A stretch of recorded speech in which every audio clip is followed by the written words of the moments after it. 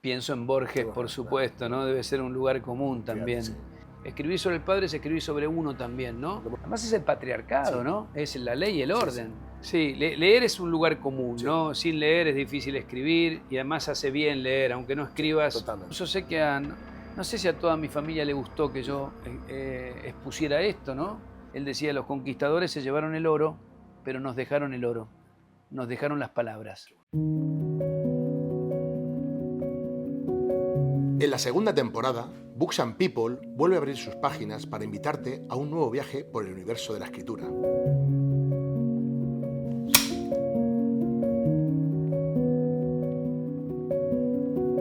Un espacio donde las palabras cobran vida a través de la voz de quienes las crean y donde la conversación se convierte en una puerta abierta al placer de leer.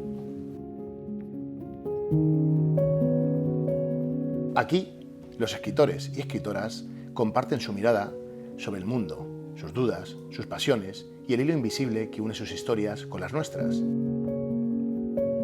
Escucharemos fragmentos de sus obras, descubriremos el pulso que late detrás de cada libro y nos adentraremos en el oficio, a veces solitario, siempre luminoso, de escribir. Books and People es un refugio para quienes creen que los libros no solo se leen, sino que también se escuchan, se habitan y se viven.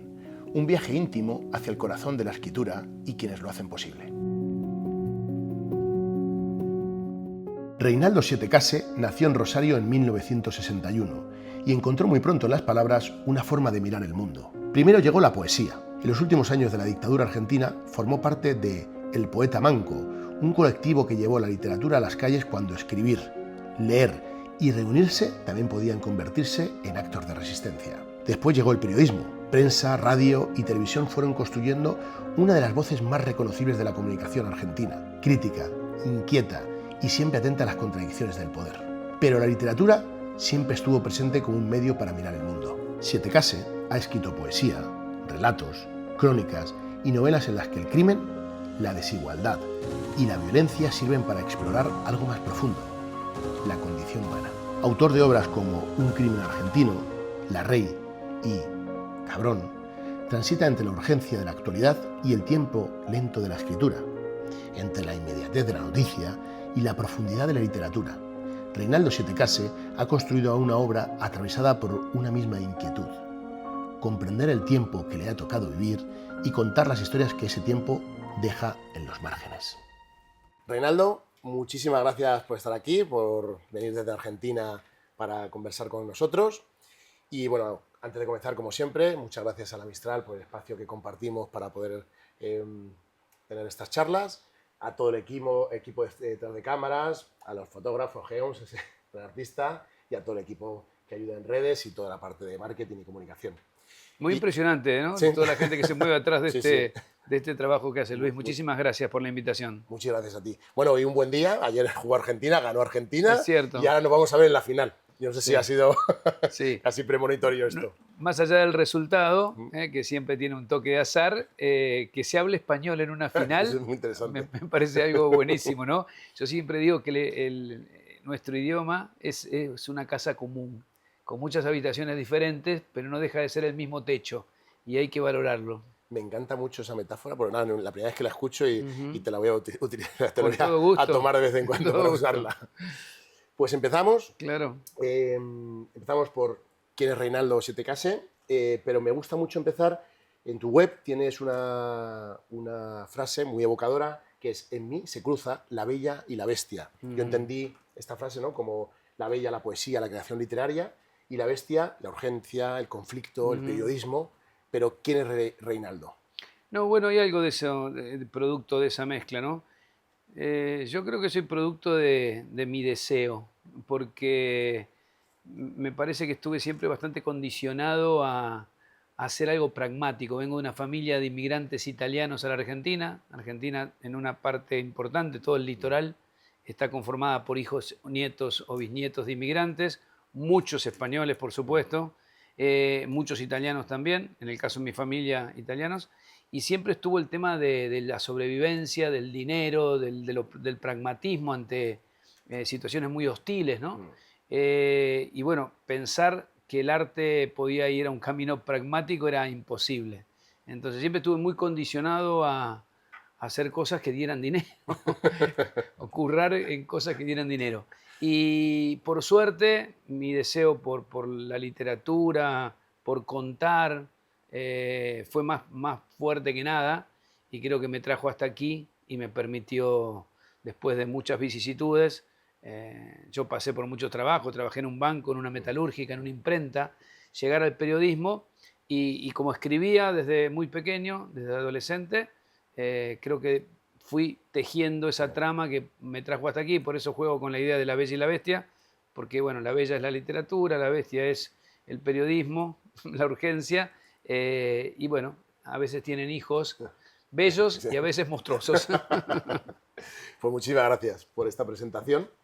Y bueno, viene un poco, confluye esta pregunta, ¿no?, con lo que estábamos hablando. Estudiaste ciencias políticas, periodismo también. Económicas. Económicas. Y luego periodismo. Y bueno, al final, ¿dónde está ese punto de inflexión donde uno acaba desarrollando una carrera literaria, ¿no? Bueno, a ver, yo escribí desde muy pequeño, de los 16, 17 años. Mi madre murió en ese momento y bueno, fue un golpe muy fuerte. Me llevó a una introspección bastante fuerte, a una melancolía muy fuerte, y creo que salí por el lado de la literatura. Y creo que ayudó en aquel momento también que a mi padre le gustaba cantar. Acabo de hacer un libro, escribir un libro sobre mi padre, publicarlo, ¿va? Y lo acompañaba en aquel momento, ¿no? Él estaba viudo, y íbamos a escuchar música folclórica argentina. Y en muchos de esos conciertos aparecían poetas diciendo sus textos. Aquí no son tan conocidos, quizás Hamlet Lima Quintana, Tejada Gómez, Jaime Dávalos, los poetas del folclore se les llaman allá, poetas muy vinculados a lo social, a la tierra. Y a mí me impactó muchísimo. Digo, que en medio de un concierto de música aparecía alguien y decía, no sé, a esta hora exactamente hay un niño en la calle, Armando Tejada Gómez. Y mirá qué potente, porque esa frase sigue siendo real, aquí y en cualquier sitio. Es un poema hermoso. Y bueno, creo que eso me acercó a la poesía. Sí, porque empezaste con la poesía, ¿no? Sí. Yo escribo poesía. De hecho, tengo 8 libros de poesía publicados. Hay una antología publicada en España, en Pigmalión, y hay una en Argentina, en Lumen. Y después, bueno, ya sabía que yo era poeta. Yo soy poeta. Y lo sigo diciendo, es lo primero que hice en mis reseñas. Poeta, narrador, periodista. Y bueno, eso me llevó a la literatura, y más allá de que después, en este mandato de lo pragmático, y además porque era la dictadura, en Argentina cerraron todas las carreras universitarias vinculadas al arte y a las humanidades. Aunque parezca algo raro, no parece, vamos. Las cerraron, se cerró. No sabía, o sea, solo podías estudiar. No sabía yo esa anécdota. Sí, la dictadura cerró. Entonces, bueno, ese factor y la presión para que hiciera algo pragmático me hizo entrar a ciencia económica. Al segundo año sabía que no iba a hacer nada de eso, pero el mandato familiar, otra vez el mandato patriarcal. El determinismo, ¿no?, que te marca. Sí, en el medio empecé a estudiar periodismo, que me parecía una carrera más afín. Sí. Tenía que ver con escribir, y empecé a trabajar en radio, y me empecé a dar cuenta que, bueno, era algo muy cercano a la escritura, era otra rama del contar. Y finalmente, otra vez el mandato, a pesar de que sabía que no iba a estudiar, no iba a ejercer lo que estudiaba, terminé la carrera. Es increíble. Sí, pero que son esas, cuando uno sabe que no va a ejercer, pero que sabe que tiene una responsabilidad familiar y un compromiso casi con tal, y lo termina, ¿no? Sí. A mí no me deja de sorprender haber rendido aprobados 60 materias de una carrera que ya sabía que no iba a ejercer. Bueno, en el medio estuvo el periodismo, siempre estuve en revistas literarias, en grupos literarios, así que desde los 16 años que transito la literatura, y bueno, y voy haciendo lo que puedo. Y bueno, cuando pude hacer confluir el periodismo con la literatura, en el sentido de que me di cuenta que podía vivir de eso. Digo, bueno, me acuerdo, gané una beca, me fui a Buenos Aires, yo soy de Rosario, en Clarín, en aquel momento el diario Clarín, y después de estar 6 meses, yo veía en la época de las redacciones, ¿no?, que los periodistas escribían una nota, un artículo, y se iban a su casa o al bar. Yo quiero hacer esto. Me gusta lo del bar. Por eso me digo, en ese momento me nací periodista. Dije, no, yo solo hago periodismo. No sé cómo. Volví a Rosario, tuve suerte en el fondo, porque entré en radio, después en televisión, después en trabajé en el diario Página 12 y después, tiempo después, en el 98, ya me instalé en Buenos Aires, hace 26 años, y coincidió con la publicación de mi primera novela, que se llama Un crimen argentino, que se ha hecho la película, por cierto, Sí, está en ver. filming, Sí. está en filming. Pues mira. Y bueno, eso es un poco la síntesis accidentada de mi recorrido. Una trayectoria impresionante. Sí, sí. El otro día, en una entrevista que hicimos a Miguel Ángel Santamarina, recordaba una frase de Quiñones y decía que la poesía es el whisky de Malta en un vaso sin nada más, ¿no? En el vaso clásico de whisky, que luego la novela era el vaso con el whisky, el hielo y el agua, ¿no? O sea, que ya digamos todo lo expansivo de la palabra, ¿no? Que tiene. O sea, Sí. mucho. Sí, yo suelo decir que ser poeta es una condición. Podés ser poeta sin escribir poesía. Es una manera de mirar al mundo, es una manera de entenderse con la realidad. La poesía es un antídoto contra la estupidez, contra los discursos violentos. Y bueno, yo me siento parte de ese colectivo extraño, de gente que, como decía Pessoa, allá que estamos en la Mistral, hay un hermoso cartel de Pessoa, decía, no soy nada, no quiero ser nada, aparte de eso tengo en mí todos los sueños del mundo. Eso no lo puede decir un arquitecto, ni un, perdón con los arquitectos, ni un dirigente político, mucho menos, ¿no? Ni un futbolista, alguien que dice no quiero ser nada. Bueno, de esa inutilidad bella. Claro, es que esa es la cuestión. Es la poesía, ¿no? Bueno, yo me entiendo bien ahí, me siento siempre muy refugiado. Yo hablo siempre que es más útil que nunca, ¿no? En un momento, como bien decía, un momento de polaridad, claro. de violencia, creo que el volver a rescatar la poesía como arma de defensa ante todo esto, creo que es fundamental. Sí. Y después, desde hace 25 años, hago narrativa de ficción.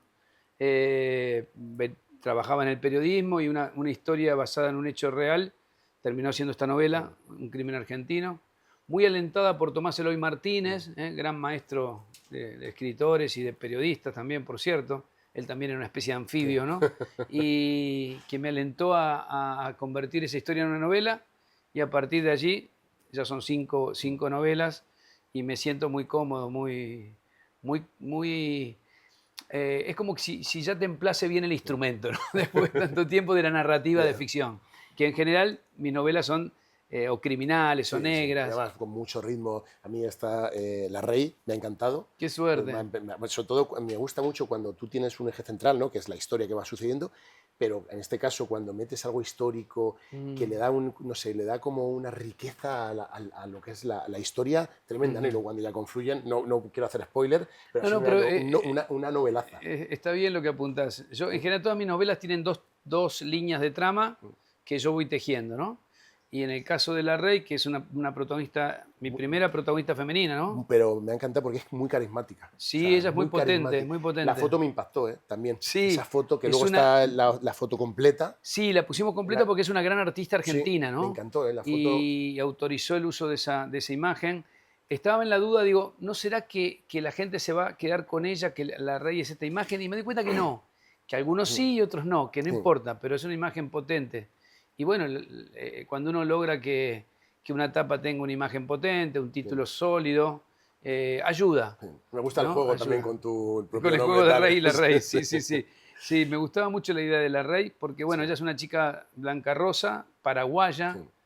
La historia comienza en Paraguay, pasa por la Villa 31 en Buenos Aires y termina en Madrid, ¿no? Y termina aquí en Madrid, con una historia que, como bien decís, es una novela muy dura. Muy dura, muy cruda. Pero atravesada por lo mágico, ¿no? Sí, eso me parece que... Me gustó mucho. Esa es una operación literaria que me gustó hacer. Porque además creo que eso es lo que nos hace sobrevivir a veces al mundo, ¿no? Pensar en algo más allá, algo mágico, cada uno en su mundo, en su contexto, ¿no?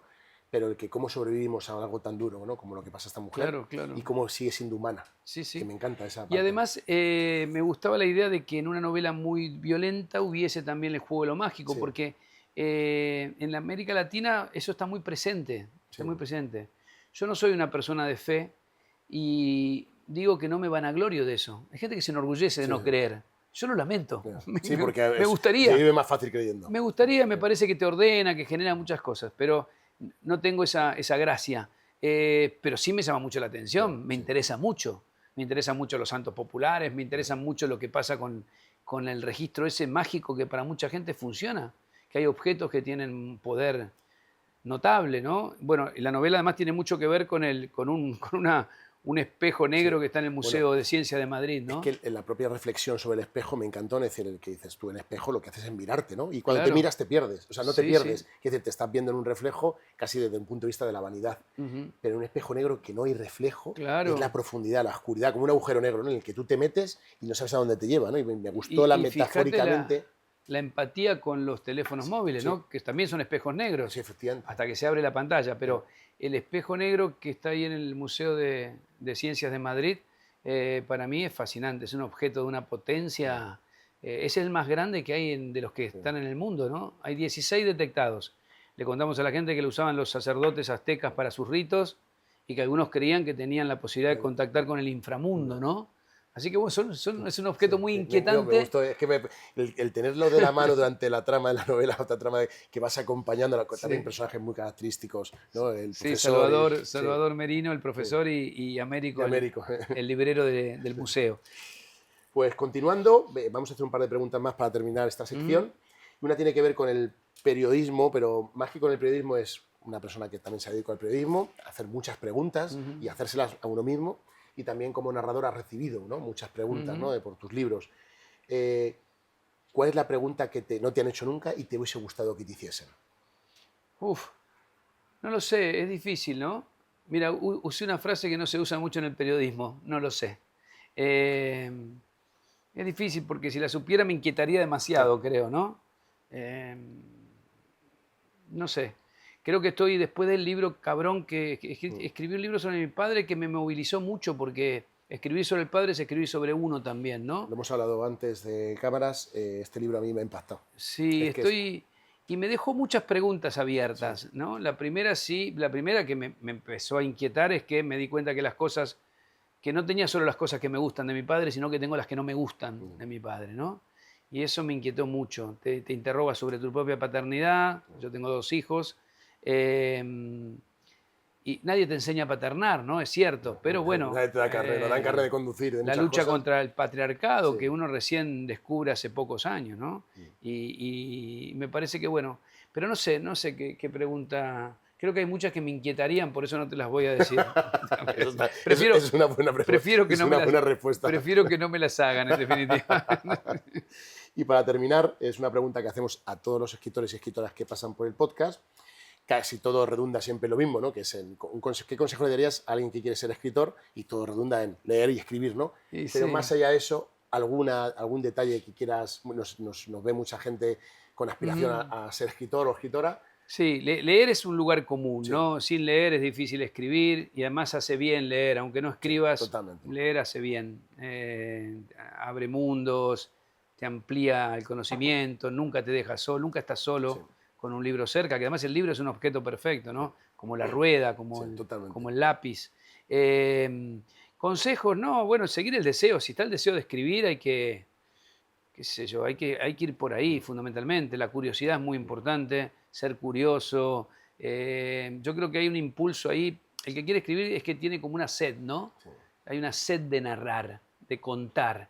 Incluso yo tengo un amigo que, bueno, ahora falleció este amigo, Gerardo Rosín, periodista también, que cada vez que yo le contaba algo me decía, no, no, no, más despacio, detalles. Si me vas a contar, contame bien.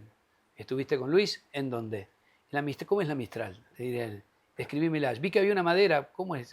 Bueno, contame bien. Y me parece que no se puede recomendar mucho más que sí, eso, ¿no?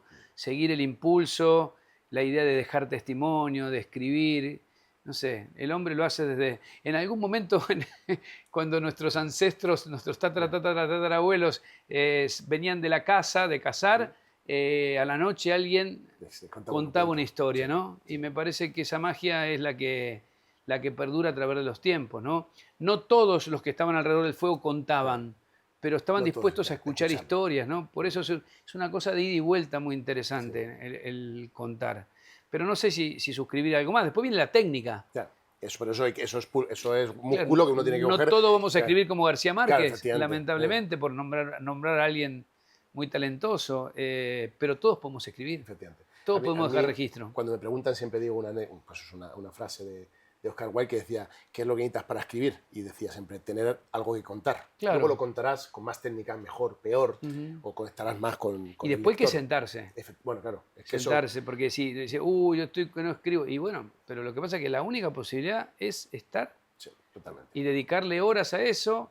Es un trabajo bastante ingrato porque, salvo cuando estás muy consagrado, es un trabajo donde a veces no puedes publicar no hay un registro en este momento que se editan tantos libros. Sí, Yo siempre espacio digo, a veces para que se desarrollen ciertos buenos libros que no tienen espacio en los mercados porque es que el mercado ahora es claro, voraz. Llega una novedad a la librería, como llega en un mes complicado, como puede ser ahora mismo, junio, ahí pasó el libro. pasa y Y desaparece. a lo mejor es Cortázar. Sí, y es un librazo, Claro. efectivamente, y se quedó ahí. Pero bueno, de todas maneras, a ver, el que tenga el deseo Sí, tiene que escribir. que lo siga, ¿no? Sí, Es efectivamente. eso. Pues nada, estamos terminando esta sección y ahora, pero antes de pasar a la siguiente sección, vamos a escuchar, digamos, un poco más de tu universo literario a través de Cabrón, tu último libro, un libro muy personal, y La Rey, tu última novela publicada en España. Bien, Gracias. gracias. 2 libros, 2 viajes muy diferentes y en el fondo una misma exploración. La lucha por conservar la identidad cuando la vida intenta arrebatárnosla. En La Rey, Reinaldo Sietecase construye la historia de Blanca Rosa, una mujer marcada por la violencia, la explotación y el desarraigo. Desde Paraguay hasta Buenos Aires y Madrid, la protagonista atraviesa fronteras geográficas, sociales y morales, hasta transformarse en alguien a quien ya nadie puede someter con facilidad. Una novela atravesada por la denuncia, la venganza y el poder, que nos obliga a preguntarnos cuánto debe perder una persona para dejar de sentirse vulnerable. En Cabrón, la mirada cambia de dirección y regresa al territorio más íntimo, la figura del padre. A través de fotografías, objetos, recuerdos y versiones familiares que no siempre coinciden, Sietecase reconstruye a un hombre ausente y al hacerlo también se interroga sobre el hijo que fue y sobre el padre en el que terminó convirtiéndose. La Rey mira hacia afuera, hacia las injusticias del mundo. Cabrón mira hacia adentro, hacia la memoria y la herencia. 2 obras unidas por la necesidad de comprender aquello que nos transforma y permanece en nosotros. 2 obras unidas por la necesidad de comprender aquello que nos transforma y permanece en nosotros. Continuamos, Reinaldo, y empezamos, antes de empezar en esta sección vamos a hablar de tus últimos 2 libros, La Rey y Cabrón, pero antes contextualizamos con una pregunta que yo creo que es muy sugerente para adentrarnos en tu universo literario. ¿Qué papel crees que juega la literatura en todas sus expresiones hoy en la sociedad? A mí me parece muy importante. Mira, otra vez, creo que literatura y periodismo tienen roles muy trascendentes, ¿no? En un mundo donde inexplicablemente, porque no creo que nadie lo debe haber pensado, estamos defendiendo algunos conceptos que parecían ya consolidados, ¿no? Derechos humanos, igualdad, libertad de expresión. Me parece que en ese aspecto la literatura tiene mucho para decir, ¿no? En especial, a mí me gusta mucho la novela criminal o la novela negra como lector, porque en general siempre te encuentras con una buena historia. Y te muestra un mundo. No te tiene la paciencia el lector de Proust o de Borges, Sí. pero tiene una buena historia y te muestra un telón de fondo de la sociedad, ¿no? Sí, cierto. Si querés entender qué pasa en un país, te leas una novela negra y te Y acerca en su mundo te enseña. Cómo son las relaciones sociales, cómo se maneja la policía, qué pasa con la justicia, qué pasa con muchos aspectos, cómo se mata en esa sociedad, cuál es el grado de impunidad, o sea, te acerca a eso. Entonces, me parece que desde la literatura, incluso desde la ficción más pura, hay mucho para interpelar, ¿no? Hay mucho para discutir de la cuestión social. Hay reflejos, sobre todo de las situaciones de fuerte desigualdad, la aparición de líderes muy violentos, muy disruptivos, los cuestionamientos a la democracia. Si pensamos que muchas de las cosas que estamos viviendo se anticiparon, ¿no? Uno cae siempre en el ejemplo de Orwell, ¿no? Yeah. Pero de mucho de lo que estamos viendo fue contado.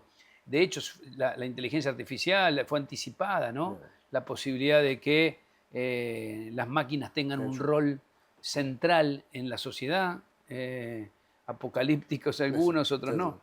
Pero me parece que ahí hay una historia. Y desde el periodismo también, yo creo que hay una idea de los nuevos líderes, los más mesiánicos, independientemente de cuál sea su sesgo, izquierdas, Sí, derechas, eso da igual, si es el- creo que hay una idea de romper la intermediación, ¿no? Que no haya intermediarios. Entonces, que la comunicación sea en base a las pantallas, a las redes sociales, y que no haya intermediarios, ni periodistas, ni escritores, ni intelectuales, ni Sí, docentes, porque ahí no hay crítica. claro, ni sindicalistas, ¿no? Si se puede saltar. Por eso la crítica a esos sectores es muy dura, y las agresiones son muy duras. Por eso me parece que hay un rol importante que hay que tratar de, Defenderlo, ¿no? y sobre todo porque es un mundo de noticias falsas, Sí. un mundo donde la gente lo que busca es que le confirmen sus prejuicios.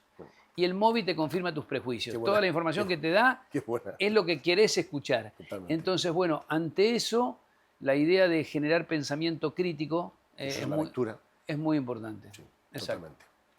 Vamos a empezar a hablar de Cabrón, de tu último libro, un libro muy íntimo. Habla sobre tu padre a través de ciertos objetos y, bueno, y ciertas reflexiones de su propia vida. Y bueno, pues al final yo creo que esa lectura también te interpela como lector. A mí me ha recordado a cosas con mi padre. Mi padre no ha fallecido, pero tiene Alzheimer y tiene una especie de fallecimiento en vida, ¿no? Que es cuando fallece la muerte, ¿no? O sea, la mente. La mente. Ujú. Y hay una frase que me impactó en el capítulo de Recuerdos, que termina: y si el envase de la memoria fuese el corazón y no el cerebro. Y me impactó. Y escribimos, y te hago aquí la pregunta, ¿escribimos para recordar lo que realmente ocurrió o para conservar intacto aquello que todavía amamos? Y me parece que se acerca más a lo segundo, porque, bueno, esto es muy conocido, pero recordar Yeah, sí. es volver a pasar por el Volver. corazón, ¿no? Sí. Etimológicamente. Y me parece que hay mucho de eso. A mí me ha pasado con el libro, que es un libro sobre mi padre, pero no deja de ser un libro sobre una familia de inmigrantes, no deja de ser un libro sobre una época, sobre un país, una familia del siglo pasado, en un país del sur. Habla de todo eso, ¿no? De pronto es un registro donde yo sé que son todos personajes reales, pero para otros es simplemente una historia de una familia para leer y reflexionar. Me pone contento esto que decís, porque me lo cuentan algunos lectores que les moviliza cuestiones con sus propios padres. De hecho, los libros sobre padres podrían ser un género literario. Total, yo pensaba en eso porque justo me había leído recientemente y me hizo mucha gracia, ¿no? Esto cuando tú sonríes, eso es la magia de la literatura, cuando tú sonríes para ti mismo, ¿no? Cuando algo que te has encontrado en un Sí, libro, sí, ¿no? sí. Con el libro de Paul Auster, de su padre también, ¿no? La invención de la La soledad. invención de la soledad, Así que es un libro que me encantó. Hay muchos libros hermosísimos sobre padres. Y creo que escribimos de una manera tan desnudos cuando escribimos sobre estas situaciones. Y sí. Además es el patriarcado, Sí. ¿no? Es la ley y el orden, sí, ¿no? sí, El totalmente. concepto de... Ahora, para mí, por suerte, desde hace décadas, cuestionado, ¿no? Sobre todo por los sectores que más lo sufrieron, que son las mujeres. Sí. Pero volviendo a tu pregunta, creo que tiene mucho que ver la memoria con el corazón, con los sentimientos. Sí. A mí me ha pasado con este libro que con mi hermana, tengo una hermana mayor, que me dice, pero eso no fue exactamente así, tal cosa. Y le digo, yo lo recuerdo Claro, así. lo tengo aquí así. Y si yo lo recuerdo así, fue así. Sí. Lo que pasa es que, bueno, si vos pones a dos personas que cuenten cómo nació su hijo, Sí. te dan historias distintas, o cómo comenzaron, cómo se conocieron, y ya empiezan las diferencias, Sí, efectivamente. porque tienen mucho que ver con los sentimientos. Por eso creo que el envase está más cerca de que sea el corazón que de la cabeza, que del cerebro. Totalmente. ¿En qué momento una historia familiar deja de pertenecer únicamente a la familia y adquiere el derecho de convertirse en literatura? O sea que no lo sé, me lo cuestiono bastante. Esto fue un libro difícil, porque incluso sé que no sé si a toda mi familia le gustó que yo expusiera esto, ¿no? De hecho, algunos me lo dijeron. A algunos le encantó, me dicen, mira, dejaste una memoria, Claro, es que hay muchas cosas que yo no sabía, pero además cuento mis dos ramas familiares, cómo llegaron, y algunos familiares no sabían. A mí porque siempre me interesó conocer mi historia, pero... y hay otros que me dijeron, no se expuso. ¿Por qué me expusiste? ¿Por qué no se expusiste? Y bueno, un escritor en el fondo también es un traidor, ¿no? Me encanta. Porque el impulso de contar, el gesto de narrar, y Sí. es muy potente, ¿no? Y no se detiene nada. Incluso el título, cabrón, Sí, yo sí. sabía que a muchos le iba a caer mal a mi familia, pero Pero luego está bien, o sea, tiene un sentido. sí, sí, él Si no profundizas en el libro, te quedas claro, el en el título, título. claro, Pero claro. entonces te das cuenta que tiene un sentido muy bonito. Y además se lo puso la esposa de mi papá, Por ¿no? eso me hizo Ella gracia era ese un detalle. cabrón, me dice, Sí, ponele sí. cabrón porque era un cabrón. Y cuando lo explica ella me hace mucha gracia el cómo se extiende la palabra cabrón en muchos Sí, ámbitos. yo le iba a ¿no? poner últimas noticias, mi título preferido era Últimas noticias de mi padre, porque me gustaba, el libro está construido en base a objetos y me gustaba Sí. decir, bueno, mira, me siguen llegando noticias de mi padre, pero bueno, Me recordó cabrón este es libro. mejor. Sí, a mí cabrón me ha encantado. Y sobre todo como lo explica su mujer. Me encanta. Hay un libro de Dorlatov que se llama La maleta. Me recordó un poco a esto, que es Dorlatov, cuando es exiliado de la URSS, o sea, de la Unión Soviética, él se va con 18 objetos de una maleta. Entonces abre la maleta y entonces él te va contando su vida a través. Y me recordó, dijo, qué bonito es, qué poder, qué imagen tan potente tienen los objetos de las personas. Sí, claro, y que nos claro. dejan algo, ¿eh? Sí, sí. Yo abro el libro con un epígrafe, hay un poema de un soneto de Borges que se llama Las cosas, Sí. y que ahora no lo recuerdo de memoria, pero dice, bueno, que nos sobreviven las cosas, ¿no? Ni siquiera saben que nos hemos ido. Sí, qué bueno. Las cosas de mi padre que yo conservo y que son las piezas del puzzle Sí. en este libro, no saben que mi padre murió. Siguen estando allí y siguen diciendo cosas. Así que me gustó mucho. Es coincidente con lo que planteas. Sí, la verdad ¿Cuánto que dice el objeto? ¿no? Efectivamente, cuánto dice el objeto de nosotros. Y claro, no es por ejemplo, por ejemplo, un animal, ¿no? Que te puede estar esperando, ¿no? Es un objeto que tiene vida, pero no la tiene, ¿no? Es inerte, Claro. pero tiene una historia que contar. Sí, sí, totalmente. Cuando este libro casi que se me impuso. Sí. Yo vengo escribiendo novelas criminales, o sea que no. Pero bueno, en el marco de una maestría tenía que hacer una tesis, iba a escribir una novela breve de 2 personajes y finalmente en un ejercicio escribí sobre la guitarra de mi padre y ya no pude parar de escribir. Empecé a buscar los objetos y sentí que después de tanto tiempo, mi padre murió en el 2004, Sí, los eso objetos me hablaban. Me llamó mucho el detalle. Sí, sentí que los objetos me hablaban. De pronto el reloj de ajedrez, los anteojos, la lapicera, la brocha de afeitar, el anillo. Era como que de pronto esos objetos que estaban ahí a mi alrededor, la radio, me empezaban a hablar. Y bueno, ahí Yo está. como lector, como lector y como hijo, te lo agradezco porque ha sido un libro que a mí me... O sea, hay libros que disfrutas, hay otros libros, o sea, hay muchos tipos de libros, pero hay libros que te interpelan, que te Sí. sacan algo, y este ha sido uno de ellos. Bueno, qué bueno, qué bueno. Me alegra muchísimo que te haya ocurrido eso. ¿Se puede recordar con precisión a alguien a quien se ha querido de una manera contradictoria? Sí, claro. Yo tengo mucho ese ejercicio de acercarme a las personas y a los personajes con esa mirada, entender que tienen luces y oscuridades, que todas las tenemos, y lo importante es que la luz sea superior a lo otro, ¿no? Yo creo que eso determina a una persona con todos sus matices, ¿no? Mi padre para mí era una buena persona, un buen tipo, como se dice, pero a su vez era autoritario, tenía un nivel de control excesivo, patriarcal, y bueno, pero a su vez era generoso, su padre lo había abandonado y él logró, después de esa historia terrible de haber sido abandonado de niño, poder construir una familia. Con los padres lo único malo es que no te quieran. Sí. Lo demás, Dicen creo que... dicen que psicológicamente hablando, el peor mal psicológico que se produce Sí, en claro, la que tus infancia, padres no que te tu padre quieran. tu padre o tu madre no te quieran, No te quieran, te te rechazan. acompaña toda tu vida. Obvio. Mm. Por eso digo que lo único realmente malo es eso. Lo demás uno, bueno, lo va acomodando. Y sí, yo creo que sí, que además debería ser una obligación recordar así con Sí. matices, ¿no? Es que la escritura hace que la vida permanezca. A mí Sí, siempre es me ha cierto. gustado de alguna manera cuando tú dejas un texto escrito y ya encima si es publicado, permanece, ¿no? No es algo, decía Warren Beatty, ¿no? Que la música se desvanece en el aire, Es ¿no? cierto, es cierto. Y el texto lo único que hace que una historia narrada que nosotros nos podamos contar, o en un bar o donde sea, si está escrita, permanece. Sí, sí. Yo te digo, para mí este libro se me impuso, surgió. No pensaba que iba a escribir sobre mi padre. Ahora me pone contento, me sigue generando contradicciones, porque como decía, es un libro muy íntimo.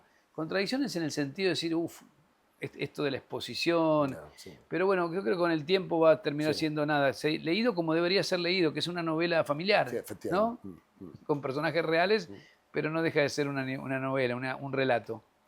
Y para cerrar, que bueno, esto tiene más que ver contigo ahora mismo, ¿qué objeto de tu vida debería encontrar alguien dentro de muchos años para poder empezar a reconstruirte?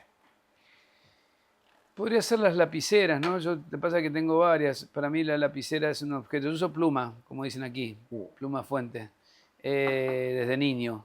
Y podría ser un objeto, es el primero que se me aparece, así de pronto, ¿no? Tengo una vieja máquina de escribir que todavía conservo allí. Yo he pasado por todos los registros. Yo estuve en redacciones que tenían máquina de escribir, ya el final de la máquina de escribir ante la computadora. Pero bueno, me parece que la lapicera es un objeto perfecto también, ¿no? Yo pienso en eso. Hay pocos objetos perfectos. La rueda, el martillo, el lápiz, ¿no? La lapicera, el libro. Objetos que ya no evolucionan, Sí, ¿no? van a ser así. Efectivamente. La rueda es la rueda, Sí, sí. puede cambiar, pero es una rueda, punto. Y son los objetos maravillosos, Sí, los objetos totalmente. que... La sencillez les hace perfectos. Sí, claro, claro, y no cambian, siguen siendo los mismos.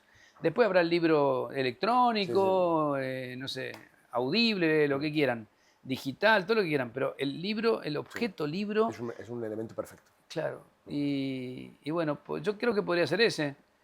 Y después que alguien me recuerde con algún verso atinado, Por digo, cierto, en tanto... me gustaron mucho los versos que hay metidos en Sí, los poemas. Sí. porque a mi padre le parecía algo tremendo que Sí, yo me dedicara a la poesía. sí. Alguien que decía, no, tenés que juntar dinero. Porque claro, ellos habían pasado hambre, Claro. habían pasado literalmente hambre. Entonces, quería que yo hiciera algo que me diera dinero, que me asegurara la vida. Y de pronto el tipo a los 17 años estaba escribiendo poesía y en revistas literarias, ¿te imaginas? Le parecía que yo iba rumbo a la catástrofe. Pero bueno.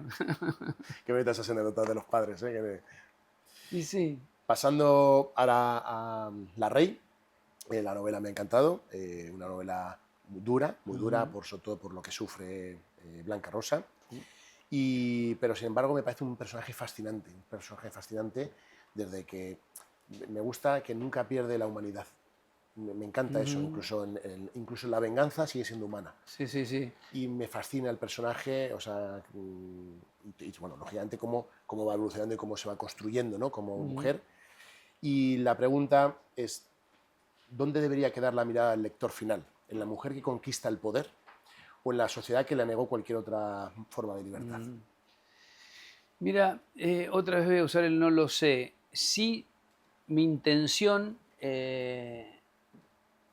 Para mí los personajes son muy importantes a la hora de escribir una novela, ¿no? A mí sí me pareció un poco que... Yo ya tenía mucho deseo, digo, después de 4 novelas, digo, poder escribir un personaje femenino potente. Así que digo, yo siempre me pongo desafíos porque me siento en un proceso de aprendizaje también. Y no termina nunca, espero que no termine nunca. Digo, tengo que poder escribir una mujer potente, un personaje central, femenino, potente. Después se me cruzó que tenía que ser paraguaya, lo que hizo que esta novela demorara 2 años más, porque viajé a Paraguay, tuve que meterme en el tema del habla, del guaraní. El guaraní me impresionó acá porque además me pareció... Sí, no... y que funcionara fluido en la novela, que Claro. no te interrumpiera, Sí. que el ingreso del El guaraní... guaraní, sí, me gustan los detallitos como está metido de vez en cuando. Que apareciera, Sí. pero que no te... Hay un glosario atrás, pero Sí. que no tuvieras... No hace falta ir al glosario. Ese fue el objetivo. Trabajé con una muy buena escritora paraguaya que colaboró conmigo para el habla. Bueno, de hecho hay españoles, paraguayos, peruanos, argentinos, o sea que hay el tema de la lengua en la red es muy importante. Y el personaje sí, es muy potente, es un personaje... yo quería que fuera alguien que le hubieran pasado muchas cosas malas, Sí. lo había imaginado así, y que tuviera revancha. Sí. Que en algún momento... Llega un momento de Sí. ligera satisfacción porque dices, esta Bueno. mujer no puede sufrir tanto sin vengarse en algún momento. sin devolver los golpes, ¿no? Efectivamente. Para mí la venganza es un tema de mi literatura muy importante. En mis 4 novelas criminales está la venganza en el medio. Es algo que me interesa. No sé por qué, no lo puedo explicar demasiado. De hecho, en No pidas nada, mi novela anterior, que está en España también, creo que es el único caso en la literatura argentina, si me equivoco que me disculpen mis colegas, que me digan cuál es, donde un represor es asesinado por mandato de una de las víctimas, de la familia de las víctimas. No ha pasado, por suerte, por fortuna, no ha ocurrido en la realidad. Claro. Pero yo digo, la literatura sí, en la literatura sí se puede matar a uno de estos cabrones. Claro, la verdad es que sí. Y además lo mata una niña, Sí. a un general que participa de la represión. Pero volviendo a La Rey, vez pasada un periodista me decía, es una Kill Bill del subdesarrollo. Sí.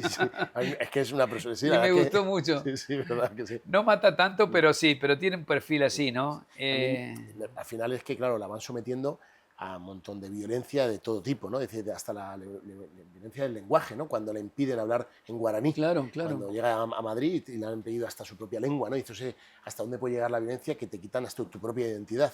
Totalmente, y lo importante que es, ¿no? Sí. El guaraní además es un idioma, uno de los pocos idiomas en el mundo que no ha retrocedido, que se sigue hablando en el mismo territorio en donde se hablaba hace 500 años. Es que son las vidas de las casualidades. Estaba en una cafetería un día, a mí me gusta a veces ir con mis libros a la cafetería, mi cuaderno, me pongo la música, pero ir a tener una terraza.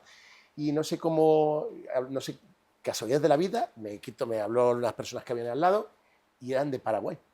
Y entonces hablé del guaraní, me estuvieron contando sobre esa lengua, que es una lengua muy antigua y que efectivamente muy poética, además. Que no es dialecto, que es lengua. Y que no se sabe de dónde, cuál es la raíz, creo que... Sí. Bueno, había la cultura guaranítica, es muy potente. Y es muy poético. Por ejemplo, Iguazú, que todos saben lo que son las cataratas del Iguazú, que de paso los que puedan vean esa maravilla. I es agua, Iguazú es grande, agua grande. En general, siempre hay 2 o 3 palabras para nombrar algo. Y es muy hermoso, ¿no? O Iberá, los esteros del Iberá, agua luminosa, creo que es agua brillosa. Bueno, siempre tienen esa construcción. Y además, bueno, me enteré que había paraguayos aquí, porque en general los paraguayos emigran a Argentina, hay como, no sé, 500.000 paraguayos en Argentina. Sí, muchísimos. Pero aquí en la crisis del 2001 vinieron también paraguayos a Madrid y me permitió anclar. Se me fueron dando las cosas para que fuera funcional, a pesar de que viene forzada a Madrid, la Rey, que también esté esa red de paraguayos aquí. Bueno, me gustó mucho hacer ese procedimiento, ¿no? Sobre todo, unir la historia de América Latina con la de Madrid, con el espejo negro, ¿no? O sea, aquí viene una pregunta sobre eso, que es, la novela parece combinar relato criminal, drama social, elementos míticos, mitológicos, casi, digamos, mágicos, ¿no? Y la dimensión sobrenatural con toda la parte del espejo, ¿no? ¿Cómo evitaste que esos géneros compitiesen entre sí y conseguiste que formaran parte del mismo universo con tanta armonía?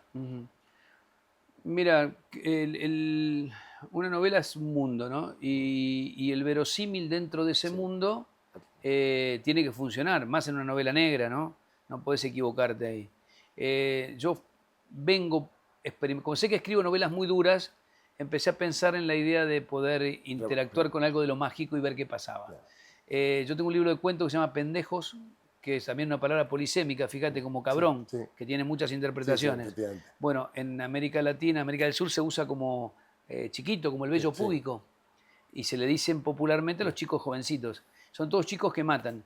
Y en uno de los cuentos incorporé un fantasma. Digo, alguien me va a decir algo. Y nadie me dice nada. Es como que está bien que el fantasma esté ahí en un cuento muy violento, un niño que mata a un padre que abusaba de su hermana. Es durísimo el cuento. Bueno, y aparece un fantasma.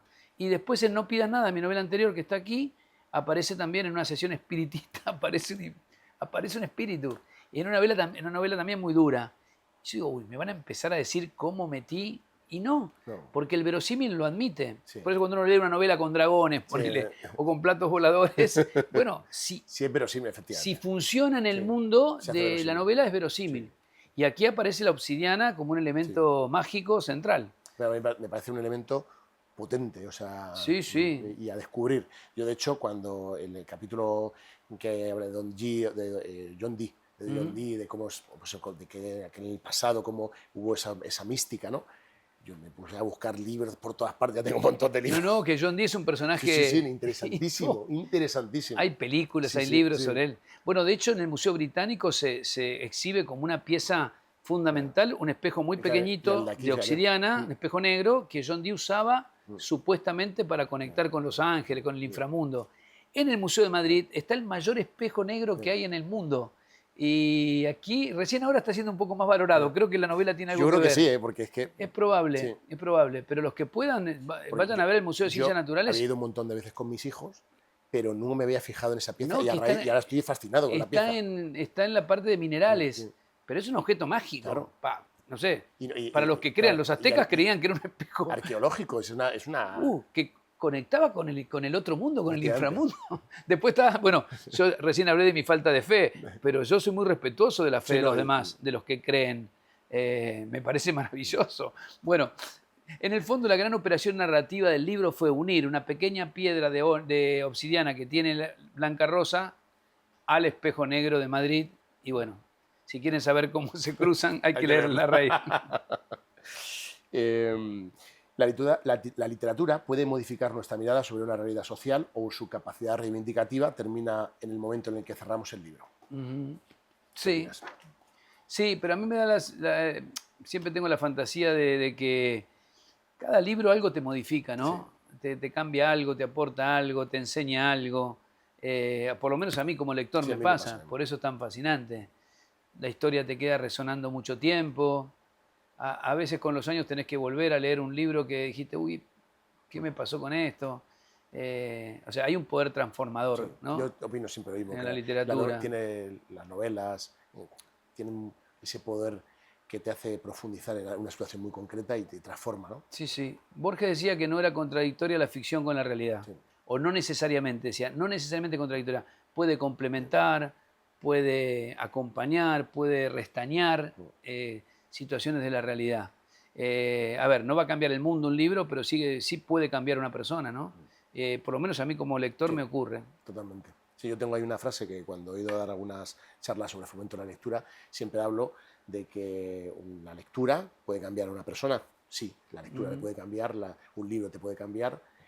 Y si entendemos digamos, esa tesis como que puede llegar a cambiar a una persona, puede cambiar a una pequeña comunidad, a una pequeña localidad, incluso puede llegar a cambiar un país y eso puede cambiar el mundo, ¿no? Es decir, y por eso es tan importante el fomento de la lectura Y si somos más modestos, estás menos solo. Sí, totalmente. Ya es algo. Sí, además que sí. Tengo una pregunta que me gusta, que ha confluido, no sé, de casualidad, los dos libros, ¿no? Es decir, siendo totalmente diferentes, ¿no? Pero creo que tienen algo común. En La Rey es una mujer una mujer que necesita abandonar su nombre, ¿no? Para coger un nombre poderoso que es La Rey, ¿no? Y salir de donde ella venía. Y en Cabrón, un hijo intenta comprender el nombre exacto que heredó su padre, ¿no? De su padre, Reinaldo, ¿no?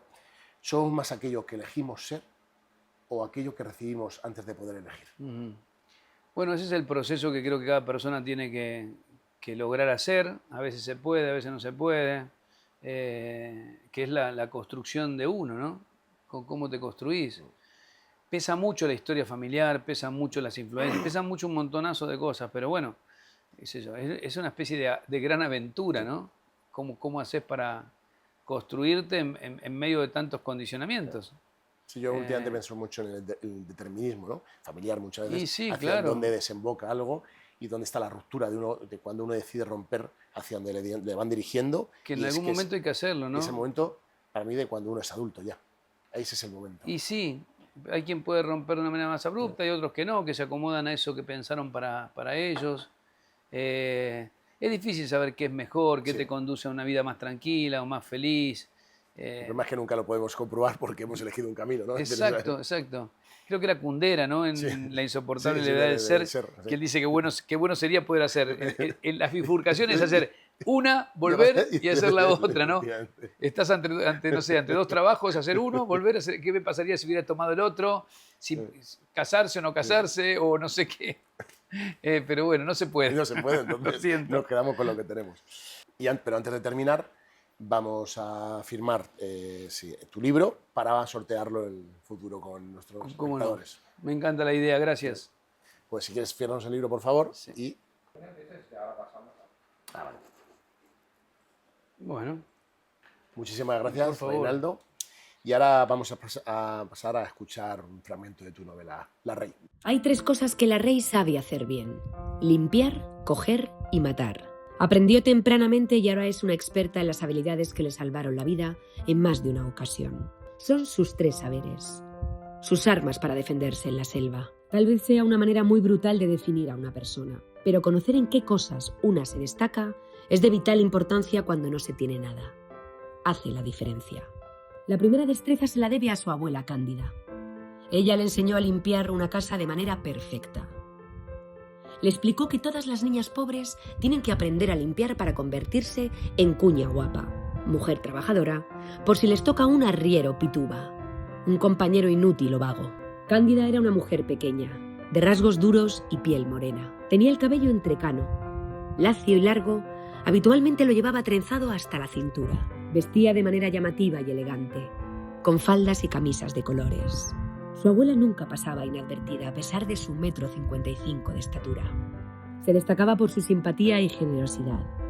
Ninguna noticia, por triste que fuese, lograba hacer mella en su buen ánimo. Solo tenía una debilidad. No soportaba estar sola, y eso la llevaba a hacer concesiones.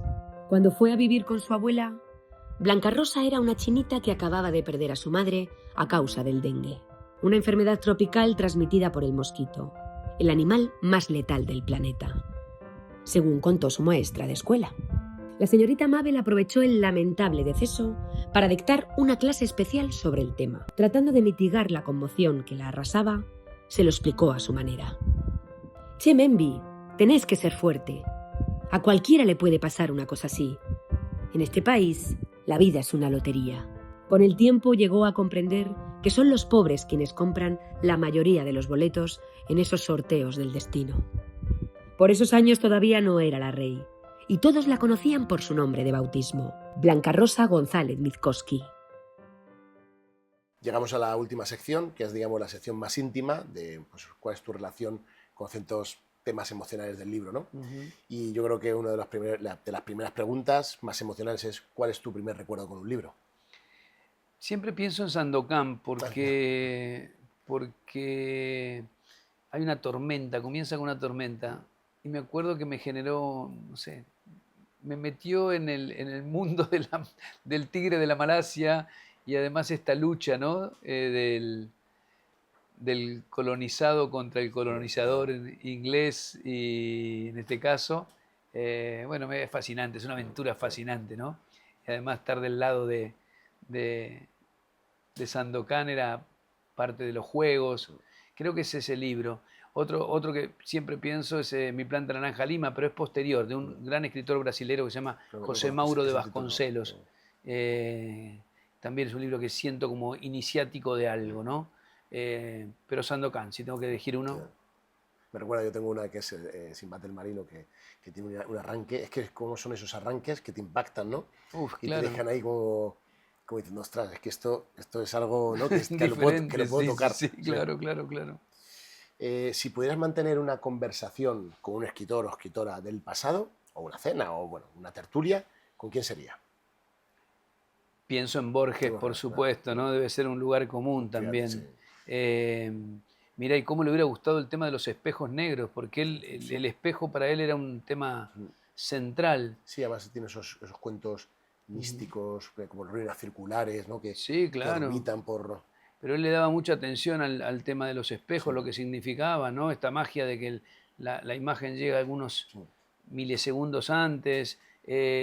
Incluso me contaron que una persona que le iba a leer, tenía un libro sobre espejos negros también. Sí. Eso me contaron. Así que me gustaría hablar con Borges, y si no con Cortázar. Mire, hay un ABC de la literatura argentina que a mí me gusta nombrar, que es Art, Roberto Art, Jorge Luis Borges, la B, y la C, Julio Cortázar. Cortázar decía que la literatura argentina era una moneda de dos caras, una luminosa y una oscura. La luminosa Borges, la oscura Roberto Art, ¿no?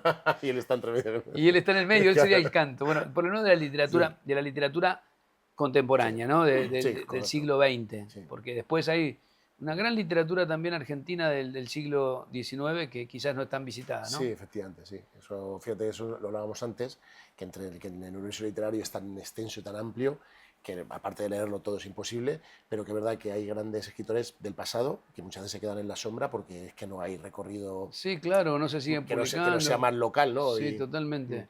Yo te elegí escritores argentinos, ¿no? Pero me parece que ese es el orden. Sí. Si vienen los tres a la cena, mejor. Pues mira, eso es buena idea. ¿Quién podríamos juntar en una cena? Una tertulia. ¿Qué te gustaría que sintiera un lector cuando cierra uno de tus libros? Satisfacción, que la pasó bien, que ese tiempo que le dedicó a la lectura fue amable, que el libro lo tensionó, que lo tuvo en vilo, que es lo que yo busco de un libro, ¿no? Que me cuenten una buena historia y que me la cuenten bien. Ese es el gran secreto. Yo siempre de niño busco historias, que me cuenten una historia. Me sigue gustando que me cuenten historias y me gusta contarlas, pero creo que el resultado final es ese, ¿no? Que creo que era Tomás Eloy Martínez el que decía, ¿no? Que un libro te haga que se te quemen las tostadas, que te Sí, pase de la estación sí. de metro, que estés tan metido Sí, que, ¿no? conozco esa sensación Que que no puedas sí, dormir. efectivamente. Claro, Eh, eso que me gustaría. Me acaba de rescatar una imagen que ha sido reciente, que he estado en África, que tenemos un proyecto humanitario en Kenia, y entonces estaba leyendo un libro fascinado, y entonces, claro, íbamos en un autobús de estos con el traqueteo por las carreteras de África, ya se estaba haciendo de noche, la gente se estaba durmiendo en un autobús incómodo y tal, y yo estaba con un libro y entonces digo, se ha apagado la luz y no hay luz. Y entonces me puse aquí el móvil con Para la seguir linterna, leyendo. y entonces estaba ahí leyendo y me dice una, ¿pero qué haces? Digo, es que esto no puedo parar, es que es Y fascinante, claro, claro. bueno, yo creo que eso es lo que un escritor tiene que aspirar a eso, ¿no? A que al lector le produzca Sí. esa sensación. De pronto te dicen, no, lo van a atender dentro de 2 horas. Yo decía, ah, qué bueno. Tengo Sí, es tiempo. verdad. No, o el bus Sí, es va a verdad. demorar 1 hora más. Ah, qué perfecto. Perfecto. Yo siempre digo que me encantan viajar en avión y que hago escalas y la gente, oye, pero ¿cómo te puedes hacer esos viajes para 3 días? Digo, porque ese es un momento mío para mí Para de leer. lectura y digo, y es que es, claro, vas sin móviles, vas sin nada que te interrumpa. Para mí es mágico, es decir, dedicarle tantas Sí, sí, horas, sí, tiempo, que en definitiva es lo único valioso, ¿no? efectivamente. Yo suelo decir que cuando uno quiere darle algo valioso a alguien que quiere, es Totalmente. tiempo y atención. Sí, Todo lo que nos quitan las pantallas. totalmente. Lo único valioso que tiene el ser humano es poder prestar atención. Sí, Los mejores científicos, los mejores maestros, los mejores albañiles, los mejores constructores, los mejores comerciantes, los mejores escritores, pintores son los que pueden prestar sí. atención. Y me parece que eso es Lo una estamos cuestión que perdiendo. está en disputa Sí, ahora. Lo que sí, logran los móviles es comernos atención. sí. Y además para vendernos, coño. Sí, sí, Entonces exactamente. digo, El producto somos nosotros ya. exacto. Entonces Sí, que el tiempo sea nada, un sí, territorio de gobernanza propio. sí, Y bueno, la lectura es ganarle a eso, ¿no? La totalmente. lectura y el tiempo compartido con Sí. la gente que quieres, ¿no? Sí, hay un libro que se llama, lo leí hace años, Clics contra la humanidad, muy Ujú. interesante porque además es un ex Google que se va a la universidad más antigua del mundo, creo que es Oxford, y entonces ahí empieza a estudiar filosofía, ¿no? Un tecnólogo que empieza a estudiar filosofía Ujú. y se plantea que hacia dónde va el mundo, ¿no? Porque yo creo que hay grandes cuestiones, pasó con algunos tipos de drogas, ¿no? En el pasado, ¿no? Que la gente no las entendía y, bueno, pues, y esto Ujú. está pasando actualmente, yo Sí, creo. claro, No claro. entendemos los procesos, los cambios que está habiendo incluso con la gestión de la dopamina en el cerebro, de qué nos está haciendo el robarnos la atención, no solo cuando lo estás consumiendo, sino fuera. Sí, sí, sí. Además hay estudios muy concretos Sí, de cómo está afectando y además la irrupción que tiene también sobre los procesos democráticos, ¿no? sí, totalmente. Y para terminar, la última pregunta, una pregunta que me gusta mucho, que viene aparte de un patrocinador que se llama Sea Heaven Travel, se dedica a hacer viajes y experiencias por todo el mundo. Me gusta mucho porque de alguna manera siempre he pensado que el viaje tiene que ver con la literatura, ¿no? Y la literatura Ujú. con el viaje, ¿no? Y entonces viene a decir, ¿cuál es el último viaje que te ha conmovido? ¿Cuál es el último destino que ha sido algo importante Mm. para ti? Pensaba en esto de los viajes, ¿no? Bueno, Salgari, Sí, sí, hablando sí, de Sandokan, sí, nunca salió de Italia, sí, es verdad que es muy curioso. ¿no? Mm, Y abrió mundos mm, increíbles. Eh, Viajar es algo espectacular. sí, Viajar es un proceso de aprendizaje tan intenso si uno está abierto a a la mirar, mirada. a escuchar, no perdamos el sentido de la escucha, ¿no? Que es tan importante. Mire, de los viajes que he hecho últimamente, fui invitado a Armenia. Ah, fíjate qué El año interesante, qué curioso. pasado se cumplían 120 años, me parece, 125 años Bien. del genocidio armenio, y pude visitar ese lugar que es el primer país católico del mundo, ¿no? Mm, En el año 300, y tiene unas abadías en la qué bien. piedra, es un lugar tan maravilloso, el monte Ararat, con tanta historia, eh, y además, bueno, este reclamo fuerte que le hace al mundo sobre la atrocidad, el primer genocidio del siglo XX, ¿no? No reconocido por muchos Bien, países, por cierto, por Turquía, por bien. ejemplo, ¿no? Que lo cometió cuando era el Imperio Otomano. Pero fue un viaje fascinante porque, nada, fue como, en algunos sitios era como volver al pasado de una Interesante. manera muy intensa. y es abrir una cultura, ¿no? Uno cuando viaja se abre un mundo desconocido, Totalmente, maravilloso. Así que creo que Armenia es, de mis últimos viajes, el que más me interesó. Podría decirte que el viaje que más me interesa es el próximo, el que no sé a dónde me va a llevar. Esa me encanta. Y después venir aquí a España, que tengo amigos y bueno, nada, yo disfruto mucho. Creo que España, volvemos otra vez a la casa común, ¿no? Sí, totalmente. A la idea de entender La lengua común. el idioma Sí. como un refugio, que con los matices que tiene, porque hay palabras que a veces tenemos Sí. que explicar, o ustedes no tienen que explicar, o de los países. Ahora, hace tiempo, por ejemplo, que no se llevan al español castizo las novelas latinoamericanas, porque se entienden. Claro. Se puede quedar Sí. algún... Bueno, y habla de eso, la Sí, pero potencialidad. yo creo que ha habido... Yo hablo muchas veces del puente, ¿no? de Sudamérica con España o habla hispana, ¿no? El habla hispana con España, que tiene que ver con la hispanidad y tiene que ver con que ya está mucho más arraigado en los propios idiomas, ¿no? O sea, la lengua, nuestra lengua común, que tiene esas matices, esa idiosincrasia de cada localidad, pero que ya la entendemos, ¿no? Mucho más. Por eso ya no hace falta muchas veces ni hacer ajustes, ¿no? en el lenguaje para llevar de un lado para otro, ¿no? En poco tiempo quizás en Estados Unidos se convierte en el país hispanohablante más grande del Efectivamente, mundo. sí, efectivamente, así es. Por eso Sí, sí. empiezan a pasar cosas alucinantes Sí. y es un idioma muy potente. Pablo Neruda tenía una idea muy interesante, la escribió en Confieso que he vivido. Él decía sobre lo que fue la conquista, la colisión tremenda de culturas y la imposición de culturas de España a América. Él decía, los conquistadores se llevaron el oro, pero nos dejaron el oro, Claro. nos dejaron las palabras. Qué bonito. Y me parece que es un buen concepto, Sí. ¿no? Porque no quita lo otro, Correcto. pero registra Sí. que también en ese proceso quedó el idioma, Bien, ¿no? Y yo defiendo esa idea, ¿no? Más allá de cualquier otra consideración. Por eso Claro. me gusta la idea de casa común. Sí. Me Me encanta gusta ver eso. esa metáfora, me ha gustado mucho. Gracias a eso hemos Que aquí podido estamos, hacer esta charla. Efectivamente. Te agradezco mucho que hayas estado aquí con nosotros, en la conversación que me ha encantado, me ha parecido fascinante y nada, espero verte pronto. Para mí también ha sido un placer enorme, así que espero que nos encontremos en breve. Muchas Gracias. Es verdad, me faltaba una Sí, cosa importante que es el no. regalo, que es un libro que yo he elegido para ti. A ver, wow. Me voy a aventurar en un libro que posiblemente hayas hasta leído porque tiene que ver con... Vamos a ver. Es una novela, pero tiene que ver con el padre. Uf, a ver, Entonces- y de aquí de la Mistral, ¿no? Sí, es un libro de la Mistral. Qué lindo que es abrir. Yo Sí. soy muy impaciente, amigos. Ya me pasa lo mismo. Yo quiero mi regalo. De Guau, Voslopinov, no, que no, me no. encanta, este No, hombre no, no lo he búlgaro, leído. escritor. Me parece, bueno, de últimamente de mis escritores de cabecera y es El una jardinero de maravilla. la muerte. Sí. Un libro muy- Gospodinov. Mira, no lo había leído. pues, Muchísimas pues mira, gracias. eso es la mayor alegría que me da. Uy, qué Porque bueno. pensaba, ahora mismo me estoy aventurando al leer tu libro, cabrón, que tenía que ver con la temática, y este libro me encantó. Es un libro Qué muy bueno. Bueno, tengo libro para el regreso. Genial. Gracias. Muchas gracias. La obra literaria de Reinaldo Sietecase nace en la poesía, su territorio más íntimo. Desde Y las cárceles vuelan hasta El amor muerde, pasando por Cierta curiosidad por las tetas, Instrucciones para la noche de bodas, Fiesta rara, Pintura negra, Hay que besarse más y Mapas para perderse, sus versos recorren el deseo, el cuerpo, la pérdida y la vida cotidiana. Buena parte de ese itinerario quedó reunido en Nadie es de nadie y Lengua sucia. En la narrativa, el crimen y la violencia se convierten en una forma de observar la sociedad. Un crimen argentino abrió un camino que continuó con A cuántos hay que matar y No pidas nada. Entre ellas publicó Pendejos, un libro de relatos sobre la fragilidad y la dureza de la adolescencia. Después llegaron La Rey, atravesada por la migración, la explotación y el poder, y Cabrón, su obra más íntima, construida desde la memoria de su padre. La no ficción completa el recorrido.